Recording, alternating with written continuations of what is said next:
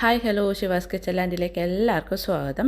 ഇന്ന് നമുക്ക് വഴുതിനങ്ങ തൈര് കറി എങ്ങനെ ഉണ്ടാക്കുന്നത് നോക്കാം. വളരെ എളുപ്പത്തിൽ ഉണ്ടാക്കാൻ പറ്റുന്നതും നല്ല ടേസ്റ്റി ആയിട്ടുള്ളൊരു കറിയാണിത്. അപ്പോൾ നമുക്കത് എങ്ങനെ ഉണ്ടാക്കുന്നത് നോക്കാം. അതിന് വേണ്ടിയിട്ട് ഞാനിവിടെ ഇതുപോലത്തെ 2 വഴുതിനങ്ങ എടുത്തിട്ടുണ്ട്. ഇനി നമുക്കിത് റൗണ്ടായിട്ട് ഒന്ന് കട്ട് ചെയ്തെടുക്കാം. അതിനുശേഷം നന്നായിട്ട് കഴുകിയെടുക്കാം.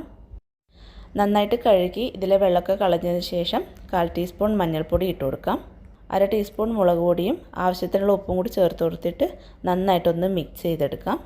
അപ്പോൾ ഞാനിവിടെ ആ വഴുതിന മുഴുവനായിട്ട് എടുത്തിട്ടില്ല കേട്ടോ. അതിൻ്റെ നല്ല ഭാഗങ്ങളൊക്കെ നോക്കിയിട്ട് കുറച്ച് വലിയ കഷ്ണങ്ങളാണ് എടുത്തിട്ടുള്ളത്.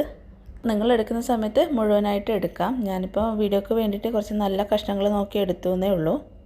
ഇനി ഒരു 5-10 മിനിറ്റ് നമുക്കിതൊന്ന് റെസ്റ്റ് ചെയ്യാൻ വെച്ചതിന് ശേഷം ഫ്രൈ ചെയ്തെടുക്കാം. പാൻ ചൂടായതിന് ശേഷം എണ്ണ ഒഴിച്ചു കൊടുക്കാം. എണ്ണ നല്ലപോലെ ചൂടായതിന് ശേഷം വഴുതിന കഷ്ണങ്ങൾ ഓരോന്ന് ഇട്ട് കൊടുത്തിട്ട് 2 വശവും നന്നായിട്ട് ഫ്രൈ ചെയ്തെടുക്കാം. വഴുതിന ഇവിടെ ഫ്രൈ ആയിട്ടുണ്ട്. ഇത്രയും മതി കേട്ടോ ഫ്രൈ ആയത്.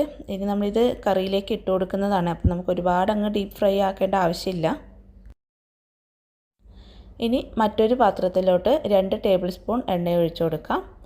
എണ്ണ നന്നായിട്ട് ചൂടായതിന് ശേഷം അതിലോട്ട് ഒരു സ്മോൾ സൈസിലുള്ള സവോള ചെറുതായിട്ട് അരിഞ്ഞത് ഇട്ട് കൊടുക്കാം. വലുതൊക്കെ ആണെങ്കിൽ 1/2 പകുതി മതിയാവും.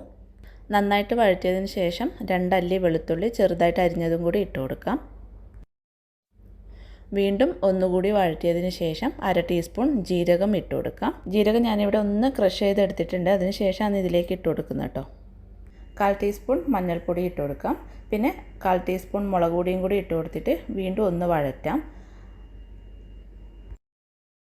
മുളക് പൊടി ഈ എണ്ണയിൽ നന്നായിട്ട് മൂത്ത് വന്നിട്ടുണ്ട്. ഇനി ഫ്ലെയിം ഓഫ് ചെയ്ത് കൊടുത്തിട്ട് ഇതിലേക്ക് 1 കപ്പ് പുളിയില്ലാത്ത കട്ട തൈര് ചേർത്ത് കൊടുക്കാം. തൈര് ഇതിലേക്ക് ചേർക്കുന്നതിന് മുന്നേ ആയിട്ട് മിക്സിയിലിട്ട് ജസ്റ്റ് ഒന്ന് അടിച്ചെടുത്തിട്ടുണ്ട് കേട്ടോ. അതിന് ശേഷമാണ് ഇതിലേക്ക് ചേർത്ത് കൊടുക്കുന്നത്. ഇതിലോട്ട് ആവശ്യത്തിനുള്ള ഉപ്പും കൂടി ചേർത്ത് കൊടുത്തിട്ട് നന്നായിട്ടൊന്ന് മിക്സ് ചെയ്യാം.